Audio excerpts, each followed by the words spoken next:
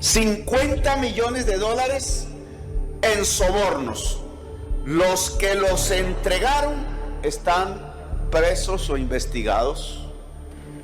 La mayoría no está incluso en prisión, pero nunca se supo, y he aquí el carácter de la impunidad, ¿quiénes recibieron los sobornos? Debemos detenernos un poco para dar luces de lo que viene a continuación en la denuncia de Petro. Tengamos en cuenta que en el artículo publicado por la W Radio, en el que Coronel expone las visitas de Daniel García Arizabaleta a la Casa de Nariño en el gobierno Uribe, menciona que en la licitación de la Ruta del Sol 2 que ganó Odebrecht, la constructora estaba asociada con el grupo Aval, de quien es dueño el señor Sarmiento Angulo, quien a la vez les dona millonarios recursos a algunos de los partidos implicados en el caso Odebrecht. En aquel entonces, Néstor Humberto Martínez era el fiscal general de la nación, pero también había sido abogado de Odebrecht. Pues aquí pareciera que Odebrecht engañó a Luis Carlos Sarmiento Angulo, porque Odebrecht está preso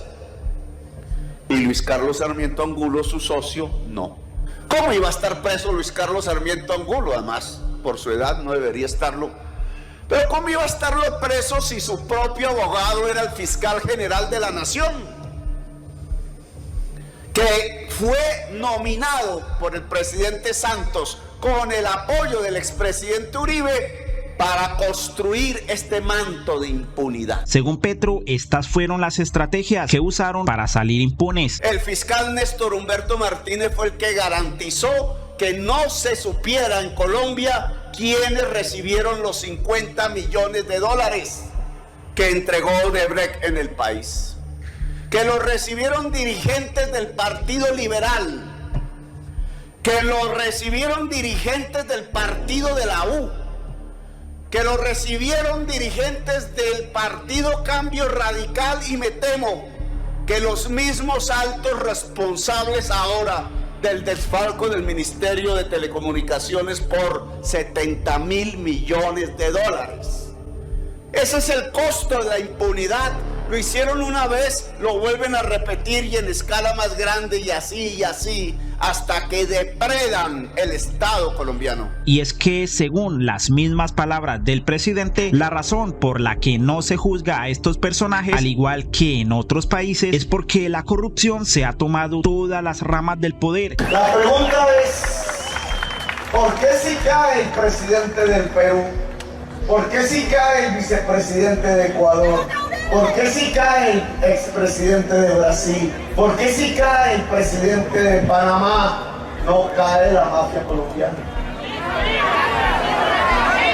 Y la respuesta es, en ninguno de esos países el régimen de la corrupción había logrado tomarse tanto el Estado y la política y la sociedad como en Colombia. Y el objetivo solo era uno: no investigar a fondo quiénes fueron los que recibieron los sobornos. Ya todos los procesos y pruebas se entregaron a la fiscalía, están todos los testigos aportados, y allí está la verdad. Y la verdad es que mi campaña manejó los recursos correctamente y no tuvo ninguna financiación por parte de esa compañía. Ahora que salió el escándalo, lo dejaron solo. Ahora es la campaña de Zuluaga, pero antes salían a decir que era la representación del Centro Democrático. Con Zuluaga estamos los uribistas, que defendemos al presidente Uribe.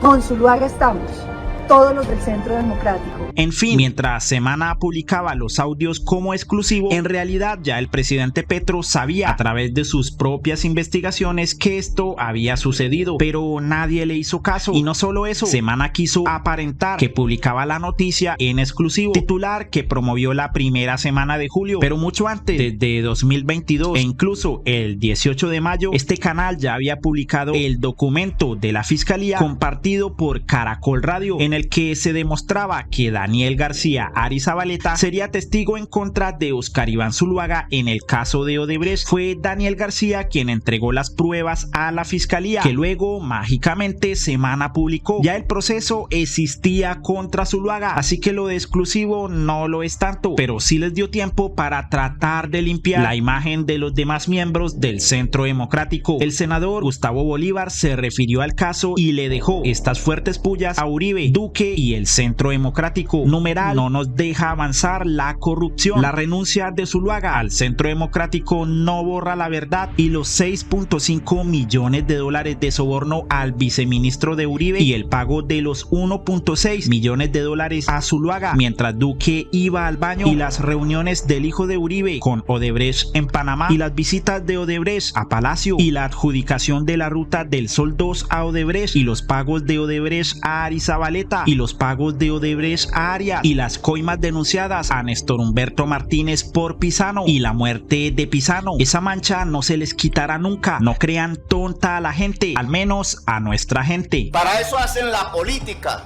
para eso exponen sus candidatos del neoliberalismo más extremo que se puede tener en Colombia, porque es que ese modo de pensar es el que permite adueñarse del país. Esa es la conclusión a la que podemos llegar hoy extemporáneamente en este final del debate. Lo hicieron, no investigaron. Hoy Néstor Humberto Martínez no es el fiscal general de la nación, pero el que lo sucedió está haciendo lo mismo. La investigación de Odebrecht está congelada porque la decisión política del poder en Colombia es que no se sepa quiénes recibieron los 50 millones de dólares de soborno. En toda América Latina, en países más de derecha que Colombia, si es que puede haber alguno, los sobornados están presos.